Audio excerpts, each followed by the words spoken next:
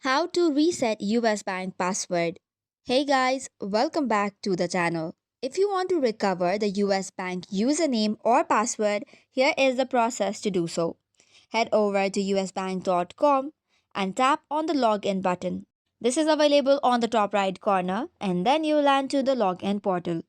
Instead of providing the details, tap on Forgot Username or Password option located just below the login button.